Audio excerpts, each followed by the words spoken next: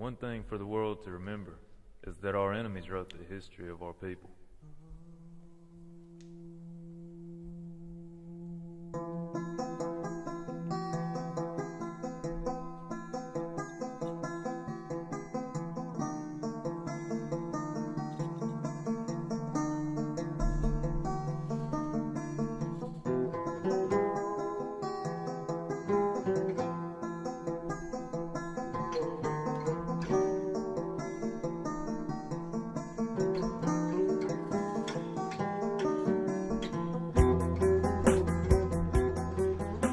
Gentlemen, welcome back to the Struggle Stream.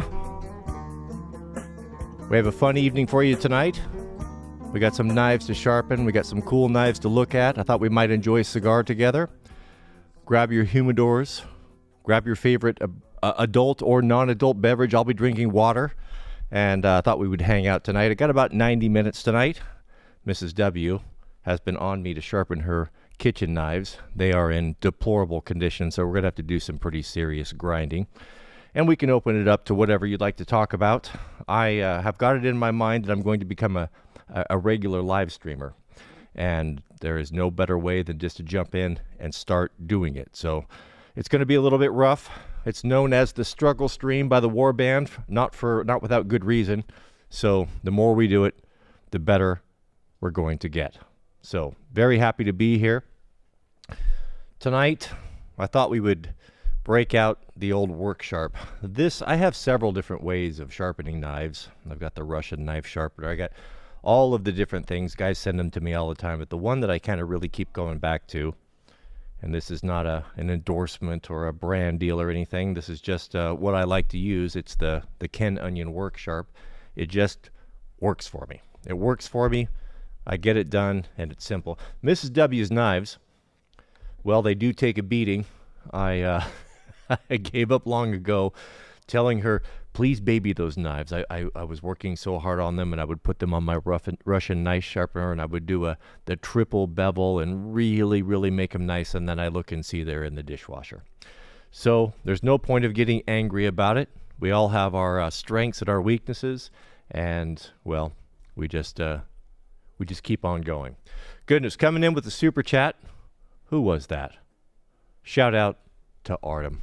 Welcome. Good to have you. Artem joined us in the members-only stream this morning. We had a very good stream. It was good to see you. I was mispronouncing his name, Artemy. I got that one down. Artem. I think I've got it right. Good evening, Artem. Love the live. Good to be here. I know East Coast man enjoys the pristine wilderness through the leaded glass windows, the glorious mountains, God's country, and the heavy snow outside. So we got a fire going. It's going to be very nice. Should we start with a cigar, gentlemen? Who here is going to join me for cigar smoking? Now, I'm somewhat new to this. Guys are asking me. I'm certainly not the expert. I'm going to do something that's going to really make a lot of people angry today. That's because I lost my cigar punch. So I'm going to cut a hole in it with a knife. Oh, God forbid. Can you imagine the purists coming in? They're coming at me right now. So, if you want to get into cigar smoking, it is, well, I think it's a wonderful pastime. I smoke about one cigar a week. I get together with a war band. They come on over.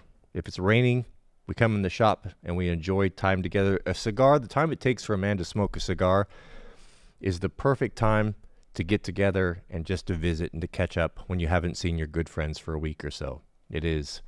I don't know if they're designed that way, but it just works out. So I'm learning. I'm not the expert. I'm just now getting to the point where I've found a few that I kind of like, but I am by no means an expert. If you'd like to get into cigar smoking, you can put together a nice little humidor like this. Let's bring the high production in here. This is nothing more than a half-gallon jar, and Mrs. W gets these. You can get these on Amazon. They're just screw-on plastic lids. And I think all of the boys, all the war band, this is what we have. And what we put inside is kind of cool. I'll show you. Is this little guy. A Bovetta. A Bovetta keeps the proper moisture. This one is 69%. It's pretty amazing. It's got water in it. I don't know how it works. It's an incredible mystery. allegedly, you can reconstitute them. So if it does eventually dry out, you can, I don't know, put them in water. But these are really cool. So you just drop that right in your jar, and you basically have a poor man's humidor. So kind of cool. I always thought you had to have one of those big, fancy, expensive cedar boxes, but you don't need any of that. I was needing an ashtray. Mr. Brian made me an ashtray out of hateful cottonwood. He had a bunch of it laying around there, and he knocked them out real quick. And he said, it'll probably crack, but it'll be all right. So that's what we have here tonight. We have a super chat coming in from our brother in Christ, Mr. JJ Blinks. 1234, welcome. Shout out to you. It's good to have you here. Good to see you in the stream. JJ says, I'll spark up with you and maybe enjoy a glass of good bourbon while listening. Now, I think that's a great idea. A great idea. I will partake from time to time. I try not to make a habit of it. Lord knows I've had my fill of bourbon. We'll be drinking water tonight. All right, let me get this thing going here, and then we'll get into some knives. If you want to talk about anything, throw it up there in the chat. I'm hooked up to the computer. We can go visit any sites you want. I got a couple knives. I got one or two knives that I wanted to share with you that are kind of cool. Mr. Barr always hooks me up. He's got the good stuff. Speaking of which, should we break it out here, get a little preview before we light up? This one's really nice. This is a beautiful knife. Gehagen Customs, of course, the same manufacturer that made our beautiful plate carrier knife that we mounted up the other night. You can kind of see the similarities. This here is called the, what is this one called? Let's jump over there. I think I had that pulled up on the site. Here it is. This one's called the Gehagen Custom, the Young Buck. And it's being marketed as kind of a light skinning or EDC knife. A fixed blade, small EDC knife. That's really nice, isn't it? I really like the style of the Gehagens. Of course, food safe.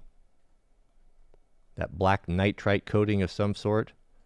And the bolt-on scales. That's a very handsome knife. It really is cool, isn't it? Really is cool. Got a nice little sheath, too. This would be a really great fixed blade EDC. Artem coming in with another super chat. Mr. Artem, what do you have to say? He says, Golden Eagle Login Timber Homes, Golden Eagle Login Timber Homes. Check them out. Should we jump over and take a look? What is that? Are they making log homes? Yeah, I'm looking forward to building another log home. Mrs. W and I have decided we would like to build a small, modest home. The one that we're in is a little bit too big. A little bit too big. Way too big. And not something we want to deal with. I'll give that to Jack. He can raise his family in it. And Mrs. W and I'd like to have a 3-bedroom, 2,000 square feet, maybe a little smaller, Meadowlark log home. Golden Eagle.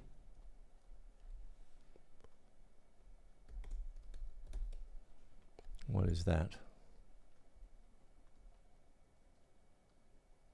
Nothing's coming up. We'll come back to that. I got too many other things I want to look at. Let me look that up, and then we can take a look at that next time. I'm not sure exactly what that is. Oh, man, I don't have my cigar punch, so we're going to need a really sharp knife.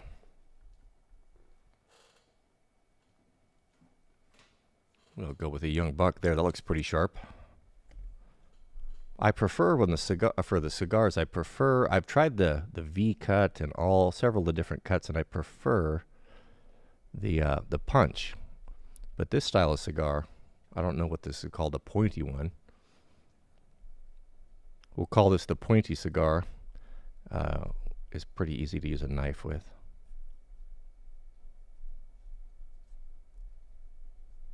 Hopefully I can cut that. Oh, what an abomination. Shameful. Shameful. This is totally failing. I need to cut against something. Let me cut against the hateful dogwood, one of the worst woods in the world. Makes a terrible mess in the fall. Oh, that's somewhat respectable. I think we're going to be okay with that. We have a super chat from Tizuchi. Welcome, Tizuchi. Tizuchi says, "Hey man, I've been watching you since I was a super young.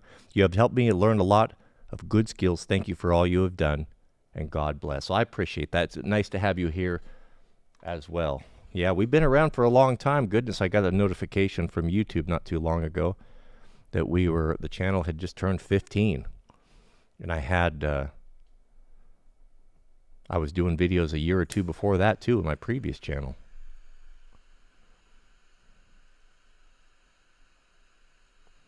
Mr. Brian told me this is called toasting the cigar. I'm not going to get all highbrow and pretentious about it. Again, I know nothing, but I do enjoy it.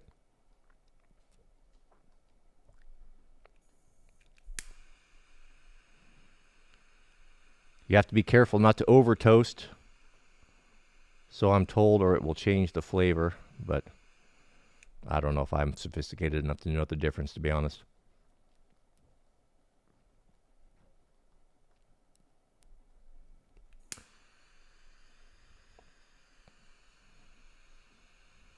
Mr. Brian is autistic, of course. He harnesses the power of autism. He's very into cigars. He keeps a logbook.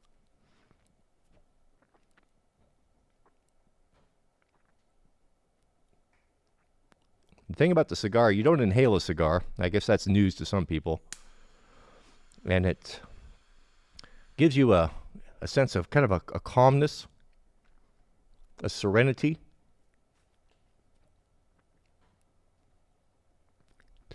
A general sense of well-being is how I would put it. And it's very social.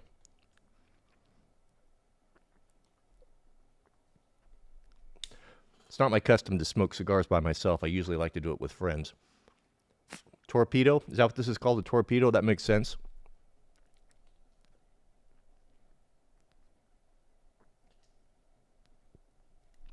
No worries, Artem. I'll look that up later. I'm not sure what that was. I was a little confused, so we'll go back to that.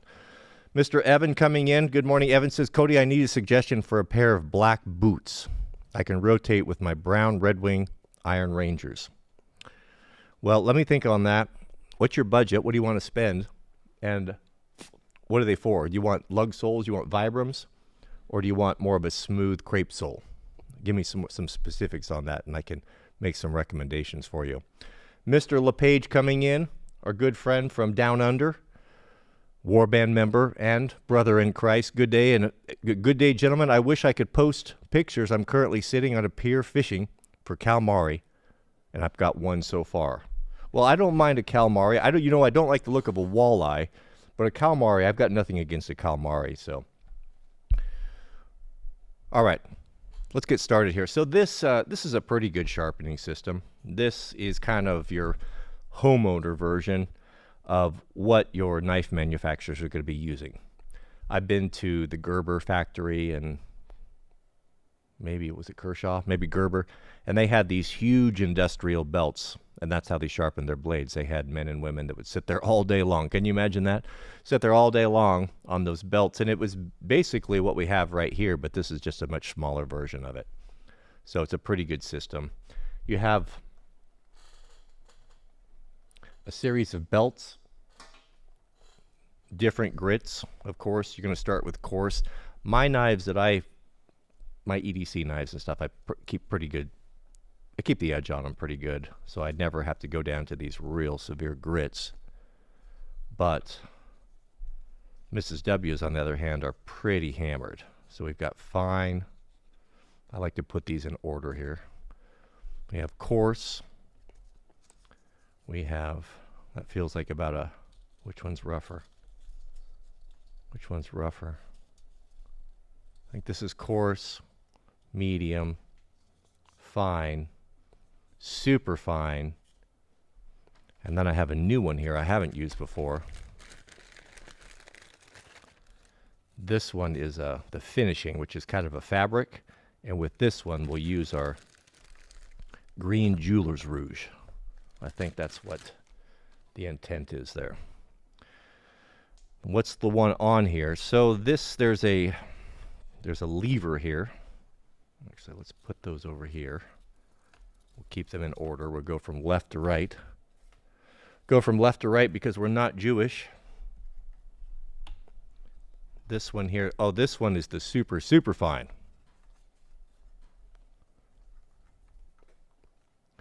What I would recommend, Mr. Evan, is what comes to mind is I would recommend a JK boot.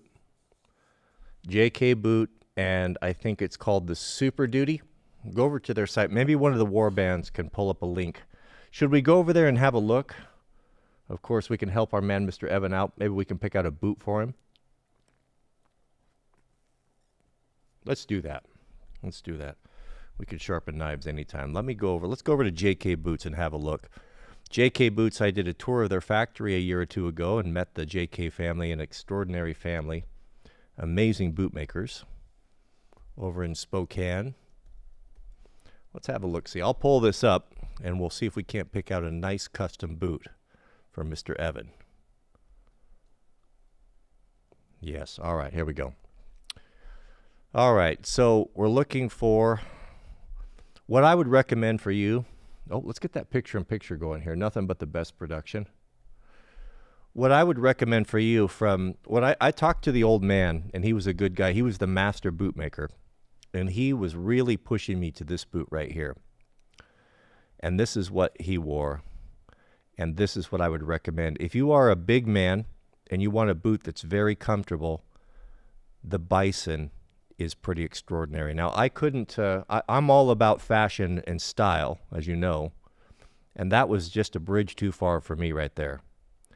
But this boot and this material, this Bison, is so soft and it's stretchy. It's incredibly comfortable. And after not getting them, I kind of wished I would have.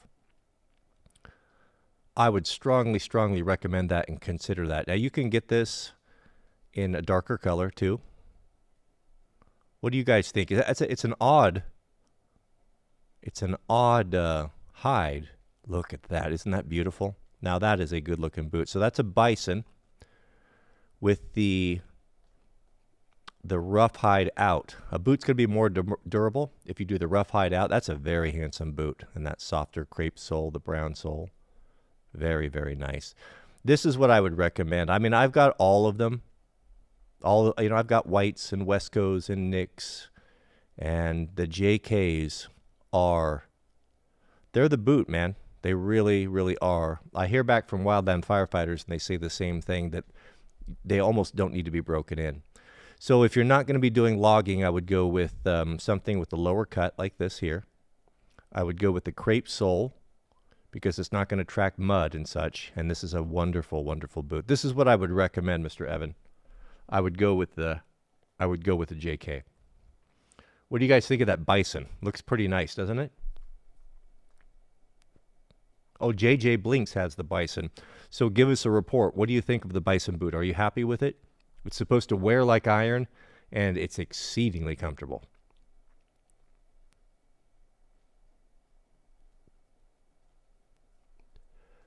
Stank, the boot that I showed yesterday, the boot is made by Nicks. We can go over there and take a look. It's called the Urban Logger, and it's among my favorite.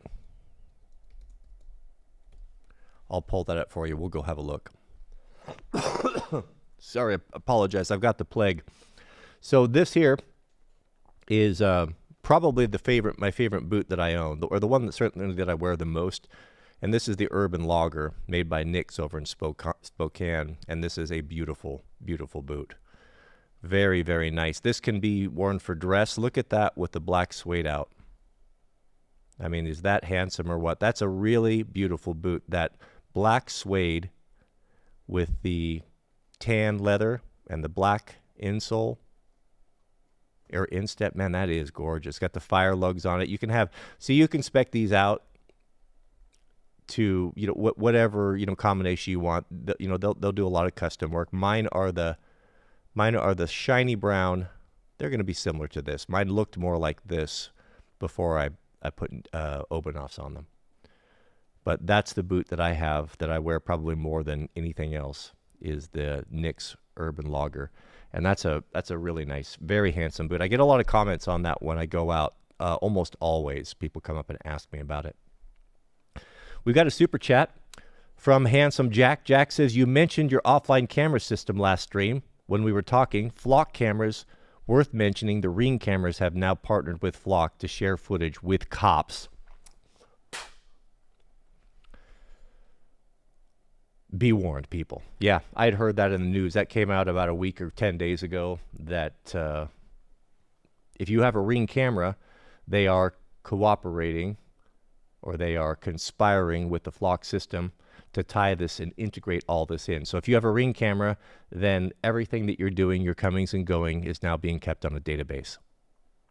So do with that what you will. I don't have a Ring camera, but I don't know. I don't know how I'd feel about that. That is not encouraging, is it?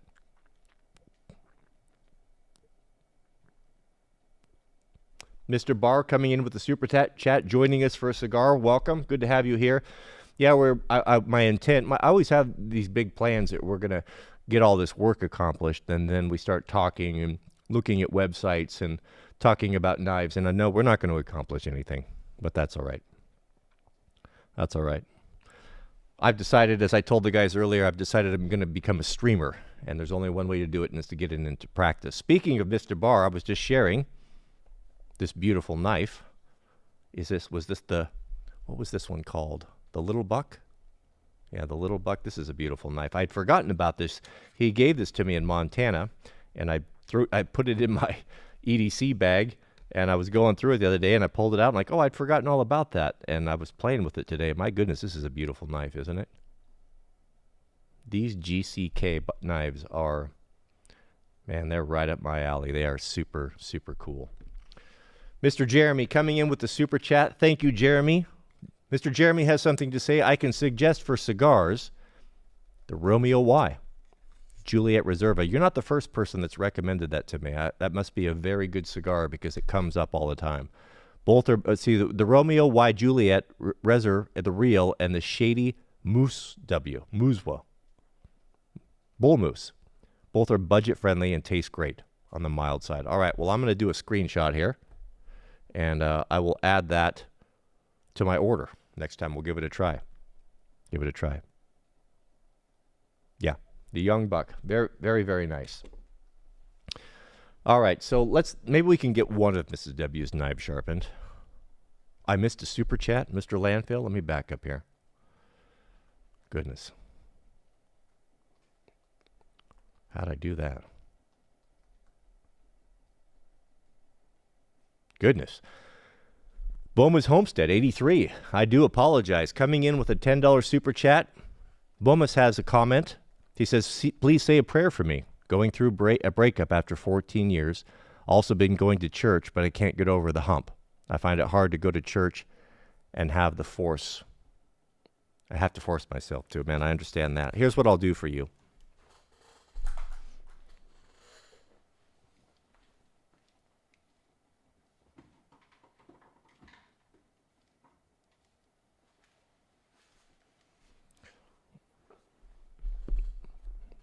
The War Band, every morning we do a daily members live stream, and we have a book of prayers. We pray for one another.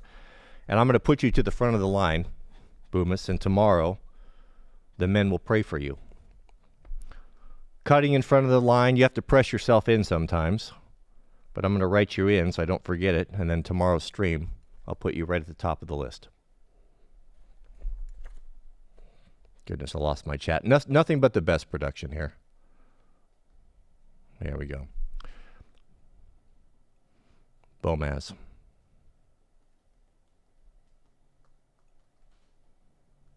Man, I need a producer. For Faith. All right. You cut to the front of the line. Someone's going without tomorrow, but not you. Hang in there. I would encourage you, if you're having trouble, if you can't find a church, this is not, I'm not grifting here. I've told you time and time again, the reason why we keep the members-only morning live stream behind the $5 paywall is because it would be interrupted by trolls.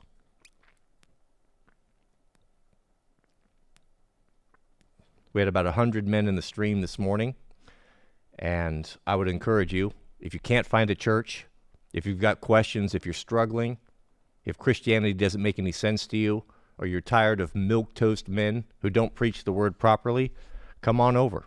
We've got some solid guys over there, and we get into deep waters, and we lift up and encourage one another. It's not ideal. If it was ideally, we'd be able to meet together around a campfire, but that's not the world that we live in. So this is the second best thing we can do, and we're doing some good work over there. So come on over. If you can't find a church, you're welcome. Become a member, join the war band, and we'll see you tomorrow morning. I'm not going to go on about this, but I do have to bring it up because there are brothers in need.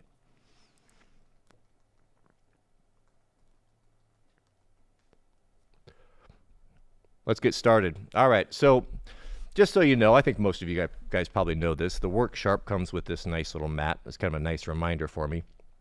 But you can see that as a rule, these angles right here are kind of what you want to shoot for. Your outdoor knives, 25 to 30, your EDC knives, 20 to 25, and your kitchen knives, 15 to 20. Anything where you're going to have a twisting action, you're going to want a pretty broad grind because it's more durable. It's less likely to chip. One of my favorites here, you take, for example, a Scandinavian ground bushcraft knife, like the Primitive Woodsman here. This is, what a beautiful knife that is. Let's just soak in the fizz for just a moment and behold the majesty. What a gorgeous, gorgeous. This is knife perfection right here when it comes to bushcrafting knives. But that has that Scandinavian grind, very broad. And what's good about that is typically with a Scandinavian knife or a bushcrafting knife, you're making traps and you're really working the knife, and that thick grind is less likely to break out or chip. You were to take a kitchen knife that might need to cut like food preparation, for example, like look how thin that is. That doesn't have to be so durable. So that's going to be your 15 to 20 degree, and your hard working knives, your outdoor knives, are going to be closer to 25 to 30. So just as a rule of thumb, it's open to interpretation, but that's kind of a good place to start. Goodness, we have a super chat from Wright's Crispy. Shout out to you. Wright says, thanks for your tips. Goodness. Thanks for your tips throughout the years. I appreciate you sharing your skills. I liked your response to the rebuker on the leather stream. Know that my family is better prepared because of you. God bless you, bro. Yeah, it's always very encouraging. I had, not too long ago, I had a guy contact me through a DM. Went through kind of a natural disaster, and because he'd watched the videos, he had some water storage, he had fuel storage, and he bought a generator. And their power was out for almost 2 weeks. And they had lots of food, and they were able to keep the house going warm. They saved all their food, all the beef that they had bought in the freezer, and he called me and said, I would never have had this had I not watched the videos. And I was very encouraged to hear that. So I appreciate that. It's very kind of you. Thank you for the kind words. Goodness, Mr. Blade, Mr. Barr coming in with a $50 super chat. Thank you for that. In celebration of a good cigar. Use code Wranglerstar on my Gahagan custom knife tonight only, and it will include a free tin of wicked wax. Thank you for the warband. It's good to have a community of the real men. Yes, if you want to, these knives, Mr. Barr is my friend, and we're not grifting or anything. We're just sharing a hobby. He sends me knives. I want to come clear on this. These knives that he sends me with no obligation, just because he's my friend, and I like to share them. It's fun to share, to show and tell, and so I always am very keen to help Mr. Barr. So if we run over here to, where was that? Let's run over here to his site real quick. I had that pulled up. RidgeRunnerBlades.com. Here we go. And the knives that I share with you, this is where they all come from. So Jason always has the good stuff. But thank you for that, Mr. Barr. I appreciate it. Appreciate that. We have a super chat from Little Klondike's Outdoors. Little Klondike says, hit the thumbs up and try the membership. You will not be disappointed. No, we have a good group there. I strongly encourage you. I know it's hard to find good churches. If you are a masculine man, it's hard to go into some of these churches that are full of women, that don't have strong preaching, that don't have strong leadership. I sympathize. The gospel, the Christian faith, has got a bad name that it's a faith of weakness, of weak men. Men in the West have confused weakness with meekness. It's very different. Christianity, true Christianity, is a fighting man's religion and is fearsome. And that's what we're about over there.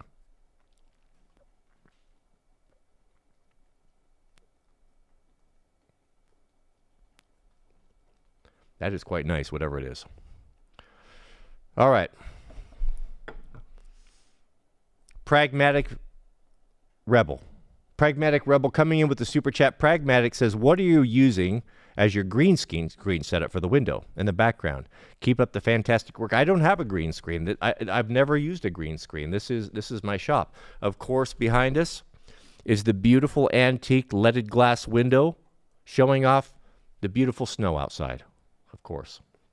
It is wintertime in the mountains, but I have not used a green screen. No, actually, that right there is just a large OLED monitor, a great big TV. And I have 8 hours of snow scenes that I can loop on there for the live stream. So I wish that were real. I wish that were real. I was telling Mrs. W, I might have to put a real window in there. That would be quite nice. Because the mountain, Mount Fuji, right there to the north, would be beautiful. You know that apple tree that we have in the background, always when we're building the woodshed? That would basically look back out in that direction. Speaking of the woodshed, I had the best of intentions. I had a bunch of honeydew stuff I had to do this morning, and I got wrapped up at about 10 o'clock or so. And I was keen to get started on the woodshed and get the next episode up. I got all my tools out, and I got all the lumber and all the timbers, everything up, and the sawhorses and the extension cords all rolled up, and the wind was blowing, and it was cold, and I decided to come in and sit by the fire and have a live stream instead. So tomorrow, Lord willing, we will be out there in earnest. I have everything set up. I got it prepped, and we're going to build the front, the beautiful entry to the woodshed. It should go pretty quick if I can get on it. I got a chest infection. I've been sick for 2 weeks, and it's been raining, and I have not been very jazzed to go out there and to do that. So I haven't. But I'm recovering now, and we're going to get back on it. We'll get back on it tomorrow, for sure. We have a super chat from the Oaks coming in. Any advice for a new YouTube channel? I have 407 subs. That's a pretty good start, actually. The advice that I give everyone is the same, is the content, whatever it is you're doing for content, I don't know that it really matters that much. I know for a fact it doesn't matter that much. What matters is enthusiasm. Enthusiasm breeds enthusiasm. I'm fond of saying I watch so many channels that do things that I will never do, I don't have interest in, but I love them because of the passion of the content creator, that they get so excited about what they're doing, they're into it, they're sharing knowledge, and I'm drawn into that. More than the content, I'm drawn into the enthusiasm and the personality of the content creator. And also, if you want to do this for the long haul, if you want to make this into a career and ultimately be able to provide for your family, you got to pick something that you're going to be able to do for a long time. And don't pigeonhole yourself. Don't start your channel as the Oaks Minecrafting or something that is not going to be relevant in a few years. So kind of cast a broad net, and it is important to settle into a bit of a category or you'll struggle with the algorithm. YouTube, the algorithm, likes to be able to categorize you. If you're one day doing content on fishing, and then the next day you're doing content on cars, and then the next day it's cooking, it's going to be hard to grow the channel, in my opinion, because the algorithm doesn't really know how to push you, and it confuses it. So focus in on something. Think about, what is it that ask yourself this question. What are you doing on your time off? Like, where is your heart and where is your passion? If you don't have to work, you've got a couple days off, where are you spending your time? Where you spend your time is that shows you where your heart is. And that's the direction you want to go in. And the technical advice I would give you is cameras, lights, all those things are very important. But the grand national champion of importance, I guess, is the most important thing is audio. Audio is hard to do right. Make sure you get your audio dialed. I can watch something that's grainy, that's maybe not perfectly focused, that the lighting is not perfect on. I don't have an issue with that. What I cannot abide is wind noise or poor audio. Some guy that doesn't have a microphone and he's got a camera set up on a tripod and he's trying to project his voice. It's not something that anyone wants to watch. So have good audio. Have good audio.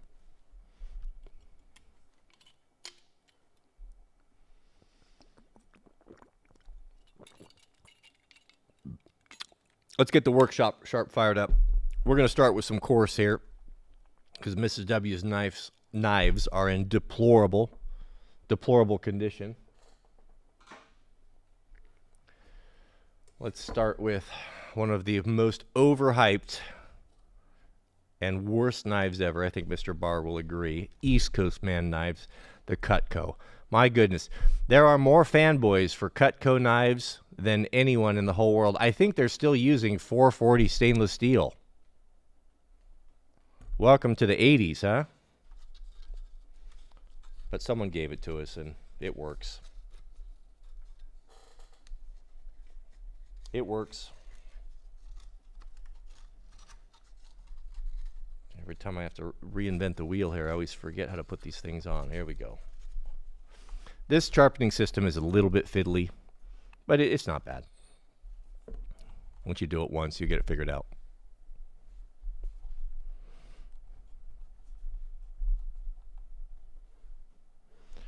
All right, so we'll start with the coarse. So the work sharp system is pretty simple. It's just a small grinder. It's like a baby version of what knife manufacturers would use as a belt grinder or sander.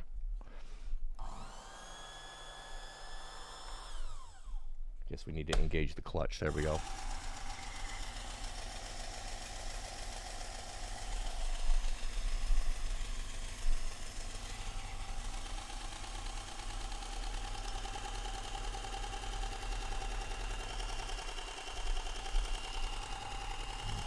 We'll start with some coarse here. This is in... Oh, you know what? I'm wrong about that. That's not near as bad. That's not near as bad as I was expecting it to be.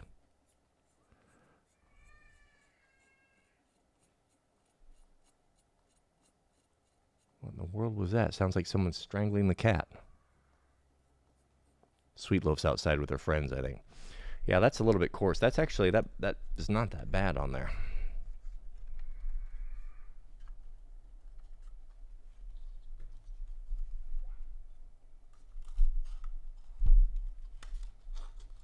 Let's go with more of a medium grit. I think it just needs touched up more than it needs reprofiled.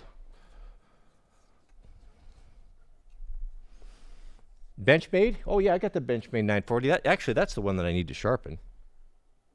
I'm going to go grab that real quick. I'll be right back.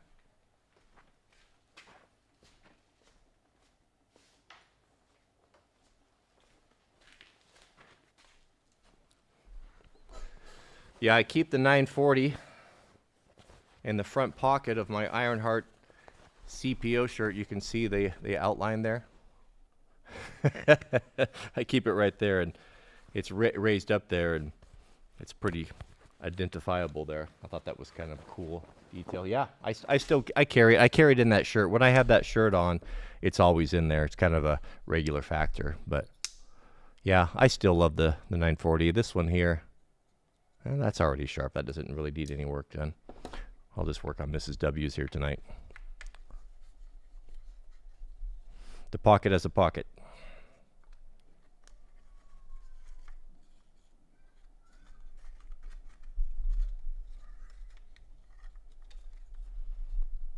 This is awfully fiddly.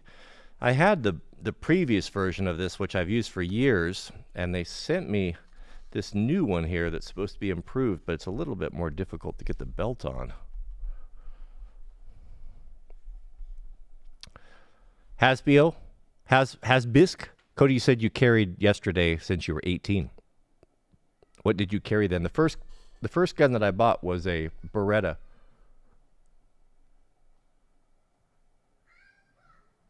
Oh, just kids outside. A Beretta 92. I carried that, and then that's a big one to carry. And then that got stolen. My truck got broken into, and it was underneath the seat in a holster. And they took it, and I replaced it with a Glock 19, Gen 1 or Gen 2, one of the first ones.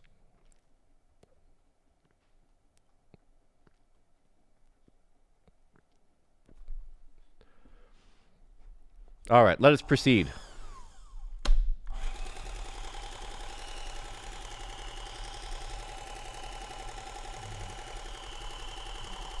Maybe I'll turn this at an angle you can see a little bit better.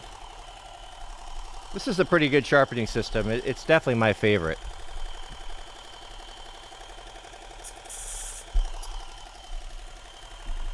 Gotta have a free range of motion here.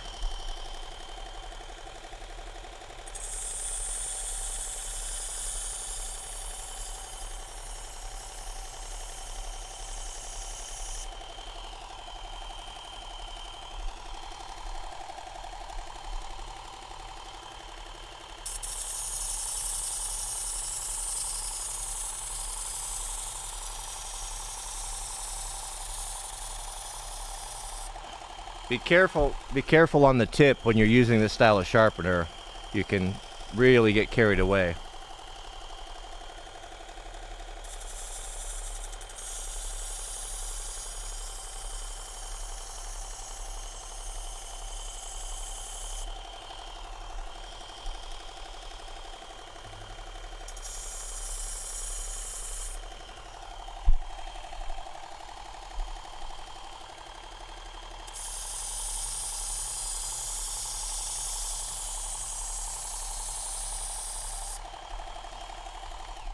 That's really all you need to do. That's a medium grit, and this was actually reasonably sharp.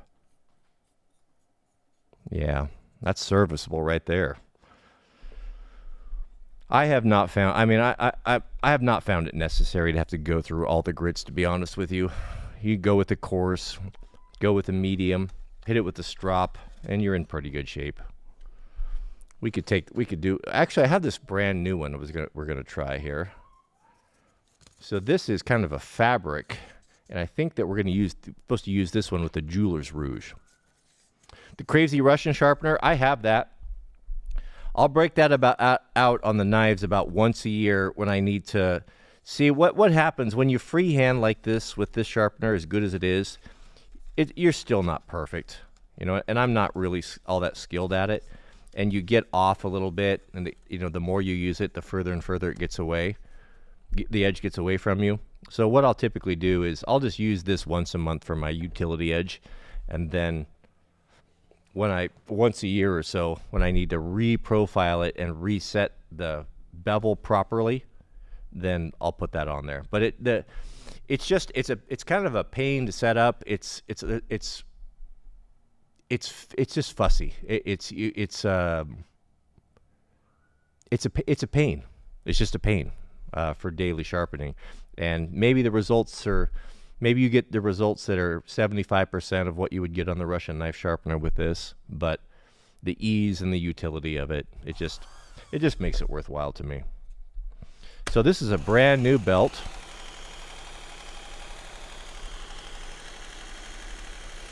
I think we're supposed to put this green stuff on there.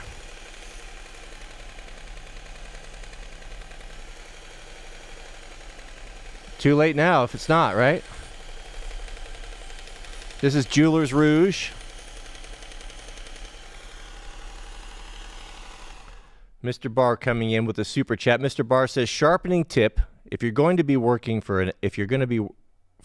for a working edge, do not try to get a mirror finish. The mini serrations will help the knife to feel sharper and the edge to last longer. I had not really thought about that, Jason, but you're absolutely right. I have noticed that before. I've noticed on blades that I spent a lot of time on, and I like wanted to put a nice polish on, that they didn't cut as good as it before I did that. And I never really understood that till now, but that absolutely makes sense.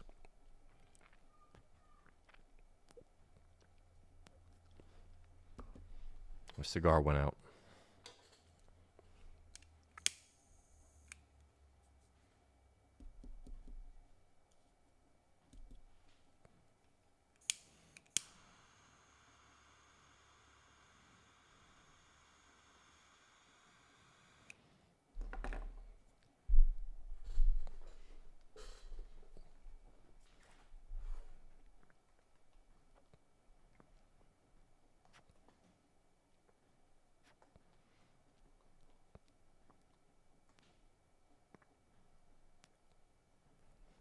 I'm not the cigar expert, as I've said, but that's not true.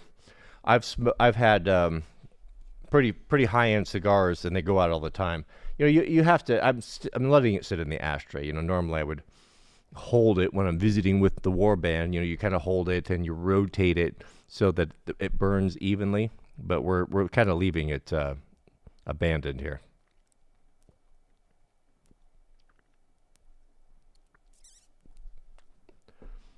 All right, let's top it off with this, see what we can do. This is more of a fabric than a abrasive.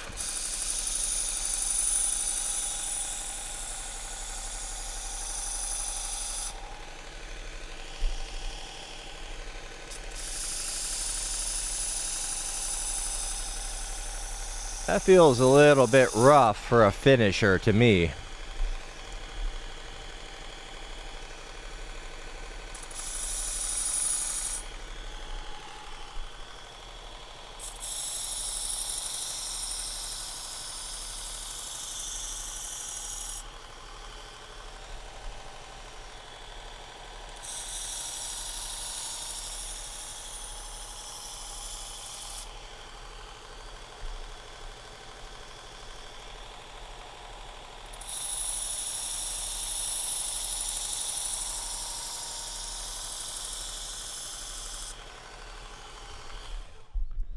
So what did that do? Yeah, that's pretty sharp. Oh, that's very sharp. Hair popping sharp. That's pretty good. It felt a little bit coarse, but I think it's going to be fine. You know, maybe these knives are not as bad as I thought they were. Usually they're just hammered. I think I sharpened them not that long ago. I think we're better off just to touch them up a little bit. Yeah, it sounds coarse, doesn't it? Normally on the finish, let's try it. Let's swap that out. Normally when I finish, I use this super fine, this super fine belt here, but that does feel, it's not an abrasive. It's definitely a fabric. It's also brand new. So that might be why it sounds that way. We have a super chat from Mr. Nate. Shout out to you, Nate. Nate says, haven't heard about the dual alternator in a while. Still superior performance? Of course, Mr. Overton, as you may know, he got a new truck similar to mine, and he got dual alternators on his as well. So yeah, it's really nice. What I noticed, I guess the first time I really noticed the benefit of having dual alternators, and I've ran into this past, was when you have to do a lot of like really hardcore, heavy winching. An electric winch puts a real strain on your battery. I had one of the worst 24 hours of my life was elk hunting. I had a 77 Bronco, lifted, of course, you know, and all that stuff when I was a kid. And I had it over in Eastern Oregon elk hunting, and we took off. This was the day after opening morning, and I found this logging road that wound down into the canyon. The elk were down in the bottom of Hell's Canyon, and it was an all-day pack just to get down there, just to get at them. And it was kind of discouraging because we had to go, you know, we were poors, and we had to hunt from the top and hunt down, and down below opening morning, we were very disappointed to see some paid hunters, some well-heeled guys, hired a jet boat and an outfitter to bring all their gear up and dumped them off, and they got right into the herds that we would normally hunt in. We would go a week early and spot the herds and come up with a plan, and they got down there and scattered them all. So they were running all over around down there. So I was looking for a way to get down there to drive a little bit closer so I didn't have to hike so far. I found this old, really primitive road that went down, and I got in the Bronco and started heading down there, and it was going pretty good. And I thought I was probably still be able to get out. Shouldn't be a problem. It was steep, and I had a winch on there. I had an 8,000-pound winch, and I wasn't concerned with it. And I dropped down, several miles down in there. Finally, the road petered out. It was basically impassable. So I parked, jumped off, grabbed my pack board, and then headed down into the bottom of the canyon. Well, about 3 hours later, it started snowing. And I was way down in the canyon, and it started snowing, and I thought, oh man, what am I going to do with that Bronco? How am I going to get that Bronco out of there? I thought I could barely get out of there when it was dry. But if it started snowing, there was no way I was going to get out of there. Oh. I turned around, took me several hours, 3 or 4 hours to get up there. By the time I got up there, there was 4 or 5 inches of snow on the ground, and sure enough, I was absolutely cooked. I didn't have dual alternators, nor did I have dual batteries.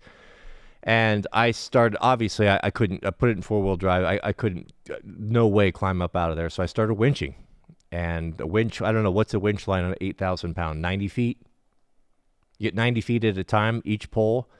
And I started winching, and I would winch maybe 3 or 4 poles, and then that would pull the battery down.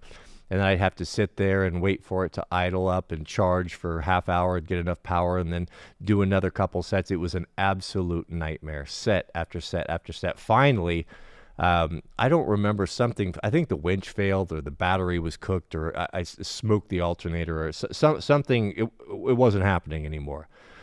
So I had to grab my gear. Now it's dark. Crawl up out of there with my pack board and my gear. Got up on the road. Some guy picked me up, took me to camp, and spent the night. The next day, fortunately, I had tire chains all the way around. But they were, of course, I didn't have them in the Bronco. So I had to put the tire chains on, and they were big monster tires, like 38s, 37s, 38s, which are pretty heavy chains. And I couldn't have like the light duty chains. I had to have the big logging chains, which I don't know what they weighed, but it was more than an elk pack, all 4 of those chains. Crawled, slipped down there through that snow, and it was still snowing. Put the chains on, and then I don't remember. It was 24 hours. It was a 24-hour process of with the chains, crawling, winching, nighttime, rain, soaking wet. It was. I'll never forget it. It was a terrible experience. But I wished I'd had dual alternators. I think if I would have had dual alternators and 2 good batteries, it may have produced enough power to keep the batteries up, and I could have just continued to winch up there, but I'm not sure. But those things are a bummer at the time, but that's how you make memories. Those adversities, those difficult times are the ones you always remember the most, aren't they not? If everything would have went smooth, I wouldn't be telling the story.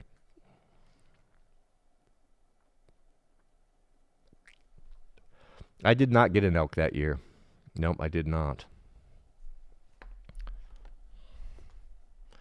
Elk are pretty cagey. It's even for an experienced hunter. I don't know what the deer are pretty much a guarantee. Deer, you take your choice. I rarely didn't get a deer. We all pretty much got deer. Many times you would make the decision not to shoot a deer on opening morning because you would want to wait for something big, a nice big mule deer. Late, if you were getting 2 or 3 days into the season and nothing turned up, then you might take a spike or a forked horn, something small. But deer are a guarantee. Elk is a whole nother story. I have heard the statistics, but from my personal experience, I would say that for a rifle hunter out west, that if you got an elk, one out of every 5, 6 years, maybe 7 years, it wouldn't surprise me.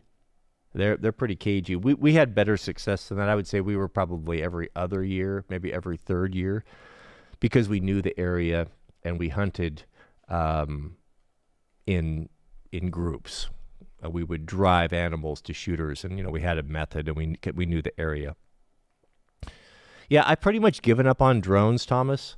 I like drones. I've always bought the latest, greatest DJI. I was kind of an early adopter on those. They're fun for filmmaking, and they add a lot to content and give a good perspective. They're fun to use. But what soured me on the drones was what a pain in the ass they are to keep updated. Every time, like I don't use a drone all the time, and so I would buy a DJI, and then I would get inspired, I'm making some content. I'm like, I would like to get some overhead, or I'd like to roll some drone footage in. That would be cool. And then you pull the drone out and you're counting on it, and now it needs to be updated. And then you're trying to update, and now I'm up in the woods and I don't have internet connection, and it won't fly, and it's on limp mode, and there's rules and more regulations all the time. It became such a huge hassle that I just quit buying them. I mean, I have the drones I have, I've got a couple DJIs. They're probably 4 or 5 years old.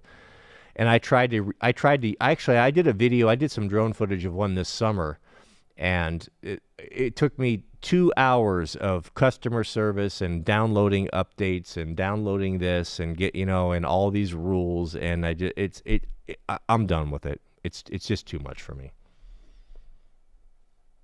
It's a giant pain.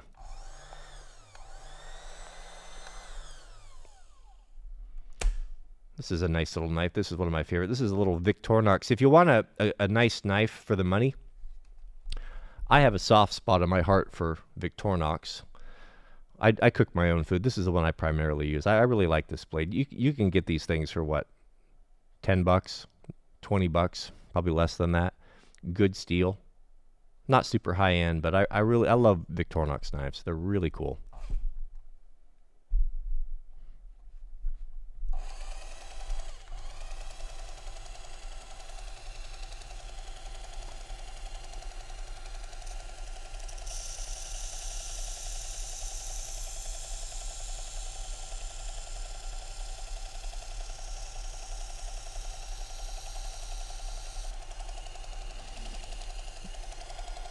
So what do you think is going to happen when the food stamps and the food assistance runs out? Have you guys noticed that the government has shut down? Because I haven't noticed a thing. Makes you wonder how important they really are.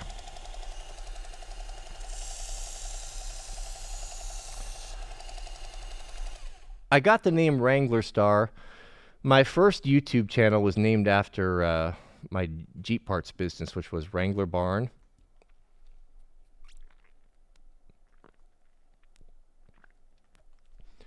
Wrangler that's the vehicle that I wrecked in the wrecking yard, and then Barn was, I built a 5,000 square foot bespoke shop for my business, and I made it look like kind of an old-fashioned barn with a cupola and the whole thing. It was a really a beautiful building. And so that's where that came from. When we moved to our off-grid place, it was right at the base of a mountain called Star Mountain. And I just combined the two, Wrangler and Star. And that's how I came up with it.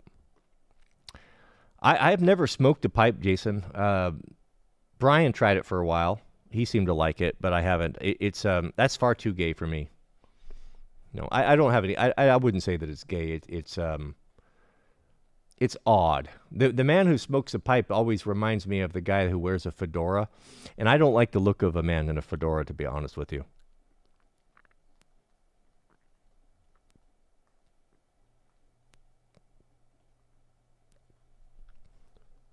Yeah, let the government stay shut down.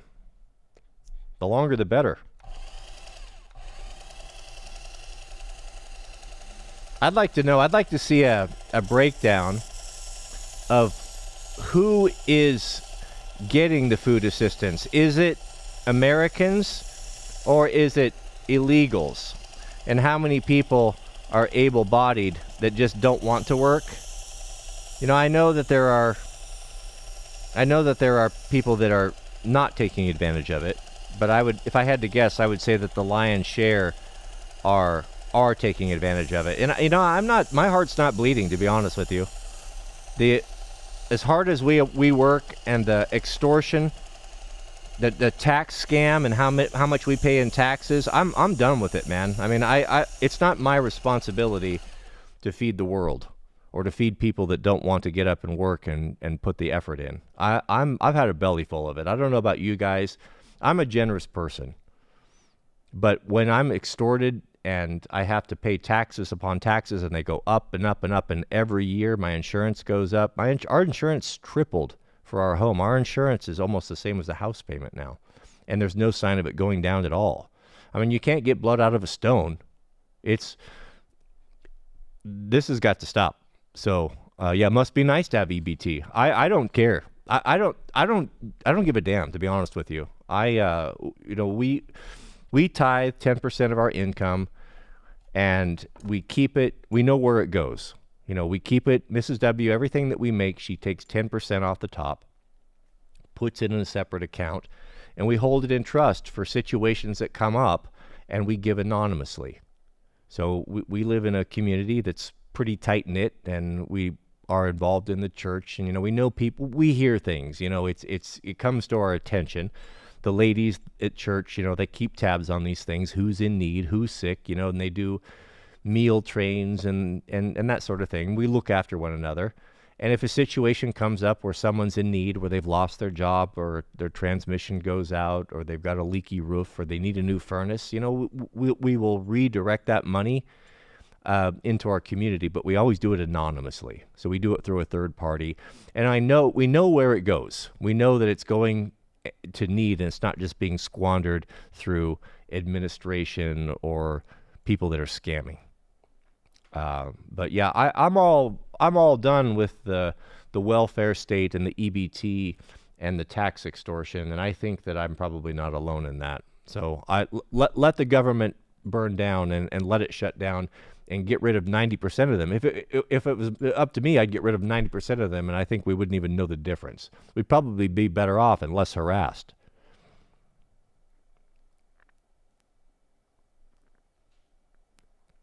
And here's the fact of it. If they would stop stealing our money through taxes and fees and schemes, most of us would be more inclined, we would be more generous. We would be willing to give a portion of our income or put money into, through the church for a cause to help our neighbors out, to help our brothers out. But, just sending it off to Washington so that we can go bomb people that never hurt us, spend millions, billions, trillions on building weapons to go and to bomb and to destroy people, children and women in faraway countries that never did anything to me.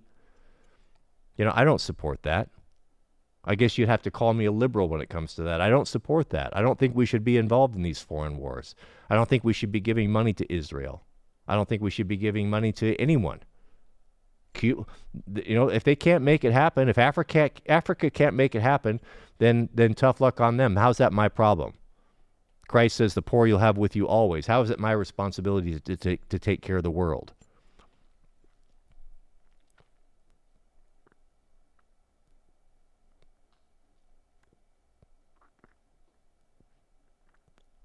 I don't care. When it comes to illegal aliens, all that, send them all back. They're not supposed to be here. They know they're not supposed to be here. They're breaking the law. I don't know why we're hand-wringing over this. Billions on smart bombs. And I never have believed, I do not believe, when they tell you that a B-1 bomber costs whatever, billions of dollars, it does not cost that much. When they give you the price for the aircraft carrier, it does not cost that much. It probably costs a fraction of that. They're laundering money, they're scheming money, they're refunneling money, they're putting it on the books that it costs this much to build this weapon system so that they can refunnel the money somewhere else and do black bag projects that no one knows about with no oversight, or just buying or feathering their own nests, buying another home in Aspen, buying another. How do these politicians that go into Congress, that go into the Senate, what is the income? Less than $250,000 a year, and then after 2 terms, they're buying a $10 million apartment in D.C. and a second home in Nantucket, and driving Audi R8s and having a home, a ski cabin in Aspen, and flying private. How is that? How do you do that on a junior congressman's salary?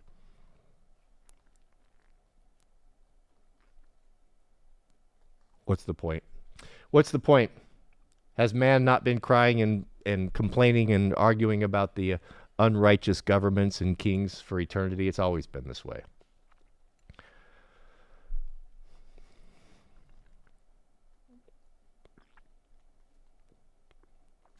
NASA's the biggest money laundering scam of them all.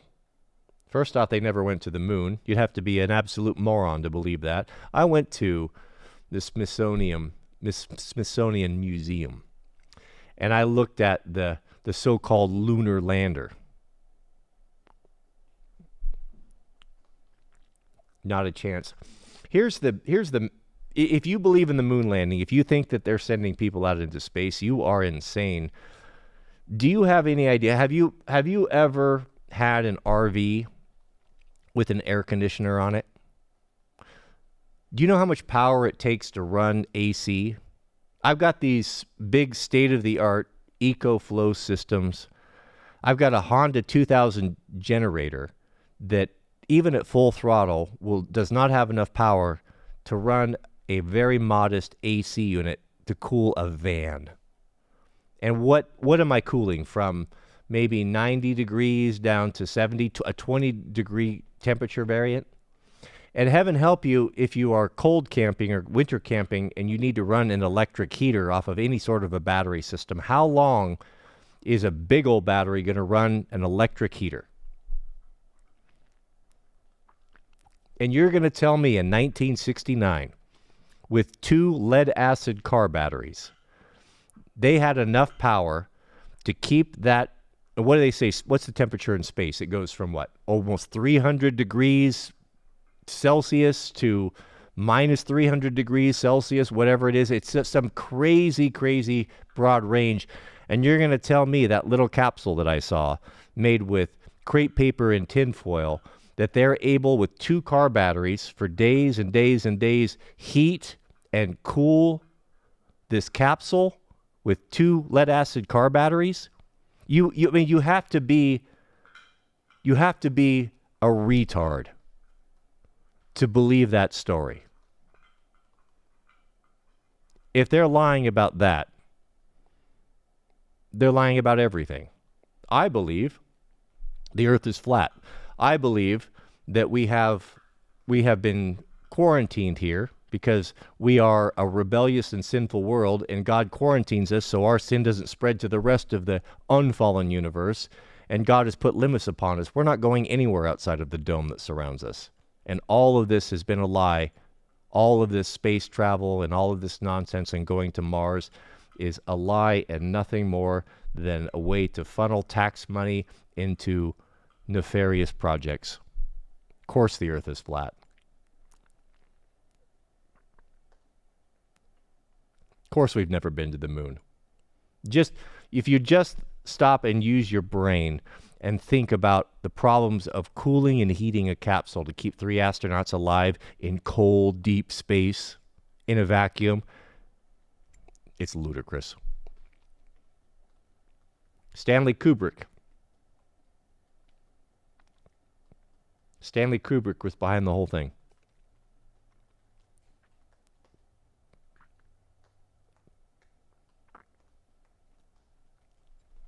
The question is why? Why the big lie? There are many theories.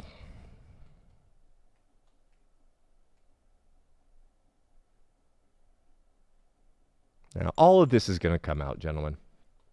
All of it will come out. The veil is starting to be pulled away, and people are more sophisticated, and now that we have the ability to, it's all going to be revealed. I'd like to know how many billions have been funneled into the fake NASA space program since the 60s.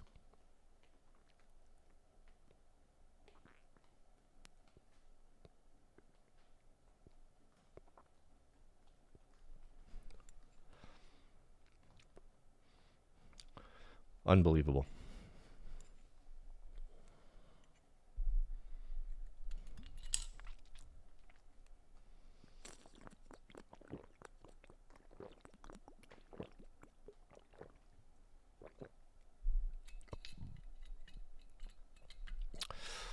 Long time says, do you think AI will be a net positive? It's hard to say.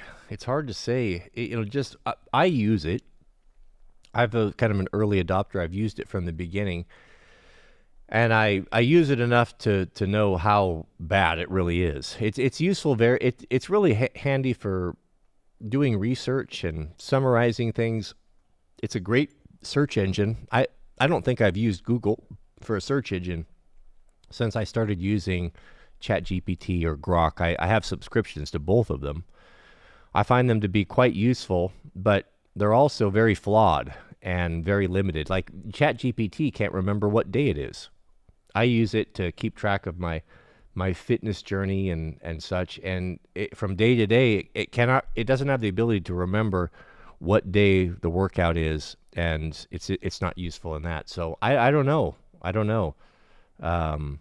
A lot of businesses really went whole hog on that. You see fast food restaurants and such are using it now for at the drive-through and ordering, thinking that they can replace a human being with it, and it's turning out to be an absolute disaster, and they're pulling them back out now. So I know that it's as bad as it ever is going to be. It's only getting better. But when you look at the budgets, the money that is being allocated and requested for the energy to power these massive data systems for this machine learning and such, it's we don't possess the power in the grid to be able to sustain this. So I don't know how they're going to do that unless they come up with a new way to produce energy. I don't know. To be honest with you, I'm not that knowledgeable about it. I don't know. I find it useful, but I also am very much aware of its limitations. How does gravity work? Yeah, no one knows. Not even science knows how gravity works. All I know is that if I take a tennis ball and I dunk it in the water and I spin it, all of that water through centrifugal force is going to fling out. And yet here we are supposed to be on this ball, the sphere, covered, 80% with water, and yet just the opposite happens.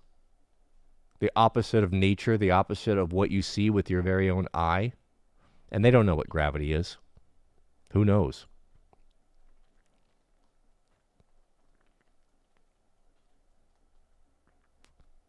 The 3 Atlas Comet.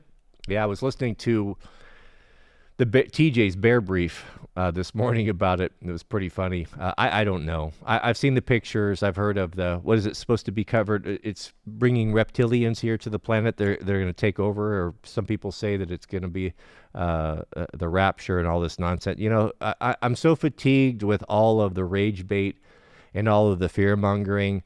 And every time you turn on the news, the storm of the century's coming, and then the asteroid's going to get us, and then the global warming, and then the global cooling, and then the acid rain, and then the threat of the Muslim threat, and then remember that Japan was going to take over the world and kill our economy and enslave us all, and then it was China, and it's always something. It's always fear-mongering every time you turn it on.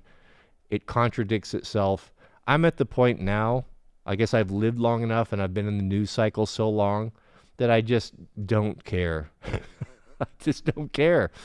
I would rather it come, whatever it is. So let the asteroid and the reptilians come and land, and at least we would know where our enemy was and which way to point. As Bear said, the problem to all of these solutions, whether they be aliens or invading armies, is this. Whatever they are, when they come over the hill and they come threatening your family and your property, you shoot them in the face.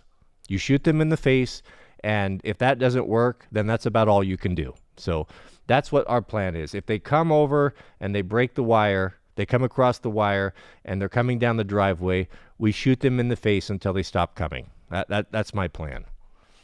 Elmer Fudd coming in with the super chat. Elmer says, what gaiters do you use in the wintertime to keep the snow out? I'm getting rid of my dreaded muck boots. I detest muck boots.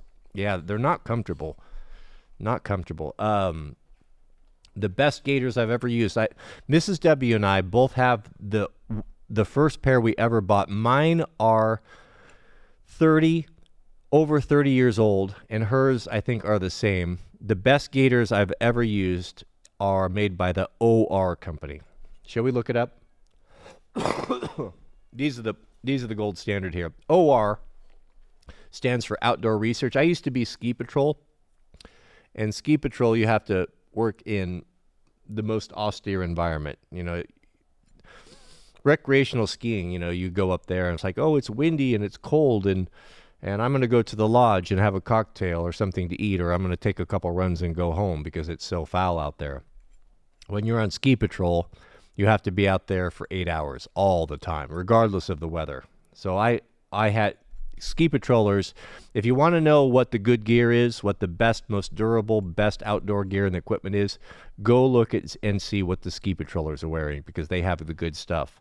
And back in the day, OR is what most of us used. Outdoor Research. Shall we have a look-see? I'll show you the ones that you get. Let me pull it up here. I love to spend other people's money. You guys know that. It is my hobby. OR, Outdoor Research, Gators. I'll hook you up here. You will not be disappointed. This will be the last pair you buy. Okay. Oh, no, thank you. This is the company. Their stuff is top notch. Gaitors. Here we go. These are the ones you want. The crocodile gators. I would recommend, this is what I have. Mine are 30 years old, and I use them every single year and always have. Expedition crocodiles. These are the ones that I have. Right here. Well, they didn't have this particular one, but this, if you want the best. If you want to buy them once, this is the one you want right here. That's the best money can buy. Outdoor Research crocodile. If that's a little bit steep for you, that's a lot of money. If you don't need that level of durability, then go with these guys right here. Whatever, you know, any one of these is going to suit you well in the $100 range. This is a good gator too. Black, orange, and brown. Those are quite handsome. That's a nice colorway, isn't it? That's pretty nice. Looks good with those low boots, doesn't it? Yeah, that's what you want right there. Go with the Outdoor Research Gators. The best of the best. Yeah, muck boots are I don't know how they're very popular. I don't know how people, I mean, they're convenient. It's nice to have something you can slip on. I had a pair. Mrs. W bought them for me. They hurt my feet. They blistered my feet. I don't like a boot. Cigar went out. I don't like a boot that doesn't, your foot slips around in. We're going to go about 12 more minutes here, gentlemen. So if you have a question or comment, get it in now, because I'm going to go get my supper here at about 5:30. I don't care for those neoprene boots. So get a good leather boot. Keep it greased with Obanoffs, like I showed you. And use these gators. My feet are never wet. I live where we live. It's reported that we get more snow here than any place in the entire state. We can get 6-7 feet of snow here. Muck boots are for the concrete mason. Yeah, I can get with that. If you're in concrete and finishing concrete, then I totally justify that, 100%. Why'd my computer just turn off?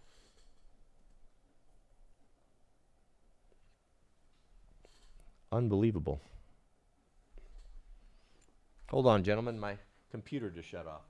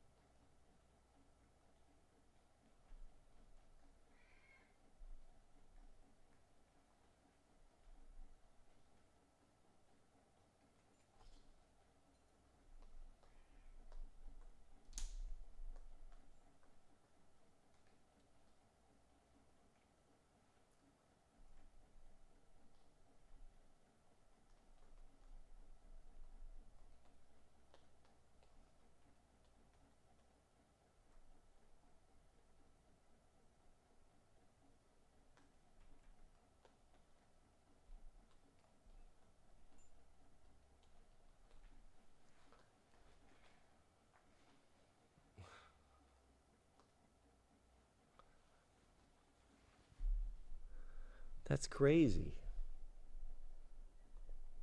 See if I can reboot it. That had to have killed the stream, though, I'm guessing.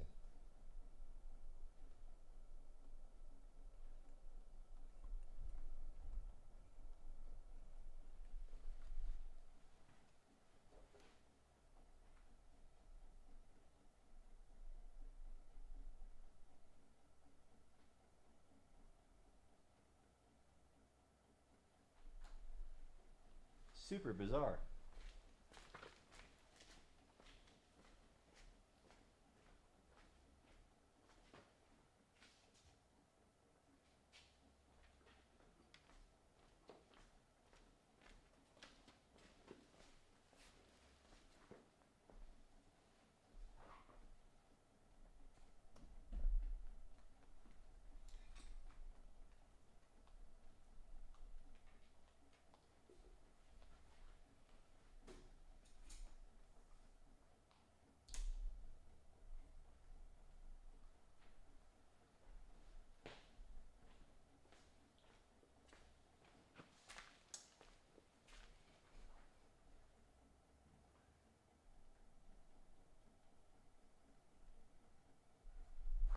Let me see if this will boot back up.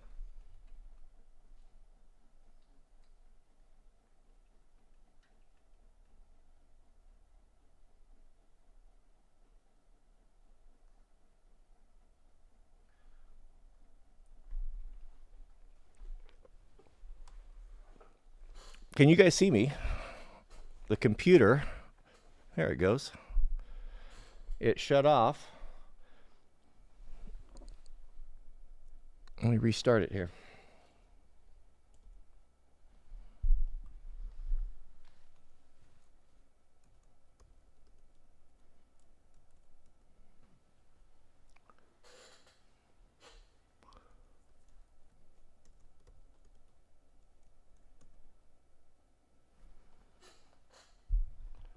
All right, we are back. That was really strange.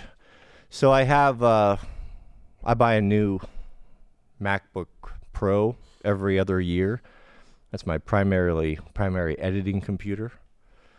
And the previous, the old computer, I turned into the dedicated streaming computer, and I have it plugged into the AC outlet here, and it just showed up as a dead battery. What I think may have happened, I replugged it into an EcoFlow that puts out 130 watts. I had wired in, I built a custom box, like an extension cord with like a duplex box on it, because Mac is the best computer you can buy. If I had to, I hate Windows operating systems so much that if I had to use it, I would quit YouTubing and I would do something different, and I would never touch a computer again.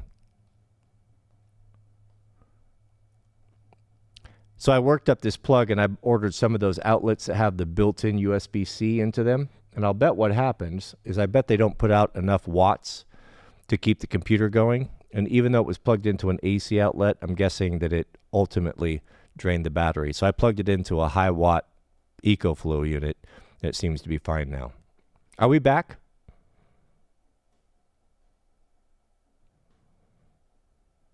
Linux. No, I'm not doing Linux. It's always, whenever computers come up and we start going back and forth and complaining about Windows versus Mac, there's always the guy, oh, I like Linux. Am I a nerd? I can't deal with that. I can barely operate the confuser. Am I going to go in there and be writing code? Oh my goodness. I would not do that. I would, as much as I hate Windows, I would do Windows before Linux, because I don't even know what that is. That's not for me. It never went down?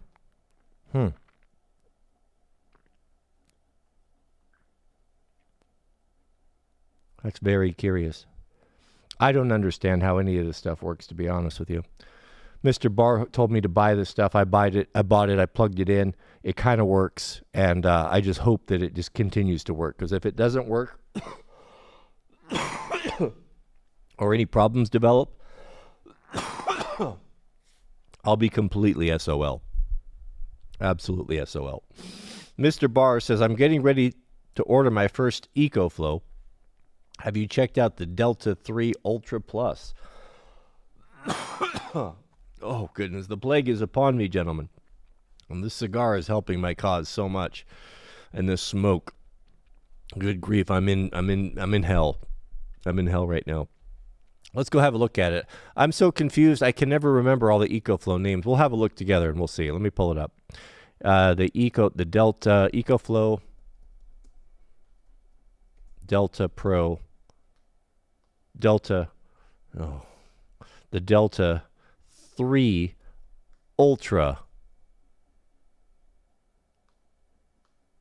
Plus. Goodness. I love EcoFlow, but their naming system is not intuitive. All right, let me pull this up. I'll give you my skinny. I think I have all of them. The Confuser doesn't want to open the web page. There we go. Oh my goodness. We're deep in the struggle stream, gentlemen. I'm in purgatory. All right, let's have a look. The struggle stream is completely in effect. What's this here? So this is one I don't have. The EcoFlow Delta 3 Ultra Series Portable Power, $1,000. What do you get? That's on sale right now too. What do you get? What's the? Oh, this looks pretty nice. All right, so what's the? Let's have a look. See. I need the stats. What's the capacity? 3,600. That's good. And the pluggers, what do we have for pluggers? We have, oh goodness, we're not going to have 240 here, but that's to be expected. Not everyone needs that. Most people don't. We've got 110s. We have USB. My Confuser might be dying here. It just went dark on me again. Let me brighten that up. I don't know what's going on. We have USB-Cs. How many watts are those?